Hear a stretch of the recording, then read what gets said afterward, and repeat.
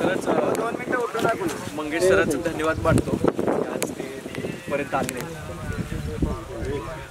आणि मला वाटतं तिसरी वेळ आहे शेरीची. मला वाटतं की आता मीच थकलो ह्या गावात.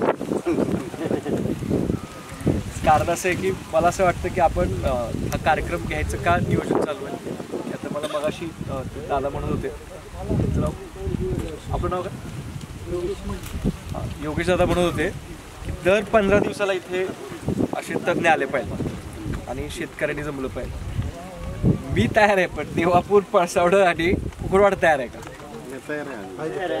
कारण काय आहे की जसं मगाशी मंगेश सर म्हणाले की हा जो पट्टा आहे हा मूळचा आपल्याला जो देवाने आपल्या अंगावरती हात ठेवला दुष्काळ म्हणून मला वाटतं की त्याचा आपण गेले 30 वर्षापासून त्याचा वेगळाच अर्थ काढला.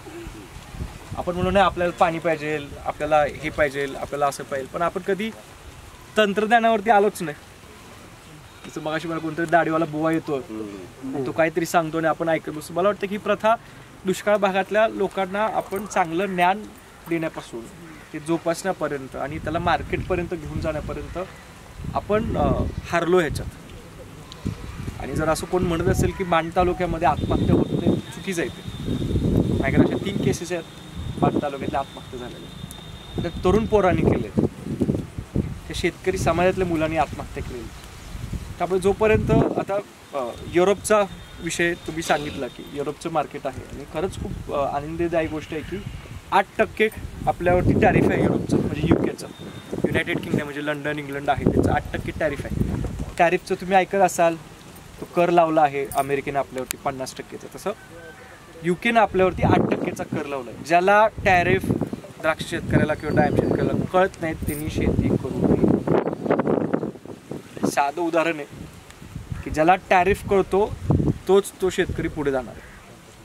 ज्याला टॅरिफ कळत नाही त्याला जगाचं राजकारण कळत नाही त्यांनी शेती करू नये. आपल्या भारतात 250 आणि 300 रुपयाला किलोला द्राक्ष विकली जात नाही. जे काही विकली जातात ते भारताच्या बाहेर म्हणजे युरोपला विकली जातात. आता हिंदुस्तान टाइम्स नावाचा एक मोठा न्यूजपेपर आहे.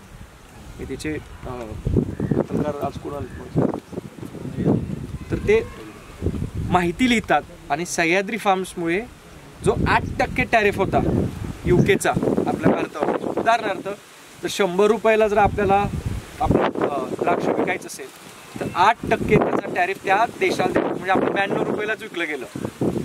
8% आपले कपात होतं. तर सह्याद्री फार्म्समुळे आणि मंगेश सरांसारख्या लोकांमुळे तो 8% जो युकेचा जो टॅरिफ होता तो कर होता तो पूर्णपणे शून्यावरती आणला गेला. असं काम कधी घडलं ज्यावेळी सह्याद्री फार्मसारखी संस्था इथे उभा राहिली. शेतकऱ्यांचा आवाज त्या इंग्लंडच्या राजापर्यंत त्या पंतप्रधानापर्यंत पोहोचवणारी सह्याद्री फार्म. जोपर्यंत आपण संघटित होत नाही, एकत्र येत नाही, जगाचं राजकारण समजत नाही, राज्याचं आपल्याला तालुक्याचं राजकारण बरोबर सगळं माहीत असतं, तिथले आठ सगळ्या माहीत असतं, पण जगाचं राजकारण भारतीय लोकांना शून्य पद्धतीनं माहिती, काहीच माहीत नाही आपल्याला. तो इंग्लंडचा राष्ट्रपती कुठला पंतप्रधान कोण आहे त्याचं नाव माहीत नाही आहे. FTA फ्री ट्रेड अग्रीमेंट ह्याच्याबद्दल जर तुमच्या शेतकऱ्यांना माहिती नसेल तर तुम्ही व्यवसाय करू शकणार नाही. आणि सह्याद्री फार्मचं का धन्यवाद मानतो, ज्या वेळेस FTAची अग्रीमेंटचं 0% करावरती आता भारत इथं आपला माल पाठवणार आहे. युनायटेड किंगडम लंडन जातो तसं आपण ड्रॅगन फ्रूटमध्ये पाठवलं 2 वेळा, आंबाईमध्ये आपण अमेरिकेला पाठवलेलं, त्याच्याचपर्यंत द्राक्ष पाठवायचे आपल्याला. पण जर ते द्राक्ष 8%पेक्षा कमी जर आले तर त्या 8%चा फायदा कोणाला होणार आहे? तो शेतकऱ्याला होणार आहे. मला असं वाटतं की ह्या देवापूरने, पळसावड्याने किंवा कुकुडवाड ह्या भागातल्या शेतकरी थोडा वेगळा विचार केला पाहिजे. आपण ट्रेडिशनल शेतकरी आहोत आणि मला खरंच माझ्या आवडतं कारण की जसं जसं मंगेश सर मगाशी म्हणत होते, प्रश्न उत्तर घेत होते लोकांचे, तिथून शेतकरी काहीतरी वेगळा मानणार, इकडून काहीतरी शेतकरी वेगळा मानणार, एकमेकांमध्ये इथल्या गावामध्ये कॉम्पिटिशन चालतं आणि ते चांगलं आहे. जेवढं तुळशीचं तुमचं कॉम्पिटिशन चालू असेल इथे, जेवढी शहरात चांगली असेल त्याच्यामध्ये शेतकऱ्यांमध्ये चांगला भेटला. आणि मला खरंच धन्यवाद मानतो मी मंगेश सरांना की स्वतःहून ते फोन करतात कधी घ्यायचा कार्यक्रम. आणि मला असं वाटतं की मंगेश सर आम्हाला द्राक्षामधल्या आमच्या लोकांना आमच्या सॉईल टेस्टिंगच्या सेंटरलाही त्यातलं काही जास्त माहीत नाही आहे. माझ्याकडून अजून एक तुमच्याकडे रिक्वेस्ट आहे की जी मुलं आहेत, तरुण मुलं BSc ॲग्रिकल्चर MSc ॲग्रिकल्चर, त्यांना द्राक्षाचं माहिती आहे, तर आमच्याकडे वेकन्सी ओपन आहेत जॉबच्या.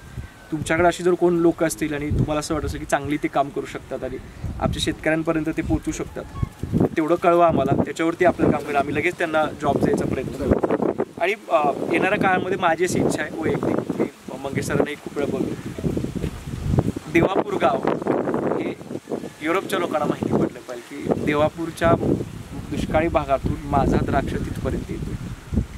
असं नाशिक म्हटलं की UK लोकांना माहिती आहे, युनायटेड किंगडम म्हणजे लंडनच्या लोकांना माहिती आहे आणि त्यांचा द्राक्ष तिथपर्यंत जातोय. तशाच पद्धतीने देवापूर नाव कधी होणार त्यासाठी आपण प्रयत्न करूयात. आणि मला वाटतं की ही सुरुवात आहे, पण ही शेवटाची सुरुवात नाही आहे, एका क्रांतीची सुरुवात आहे आणि ती दुष्काळी भागातूनच होईल.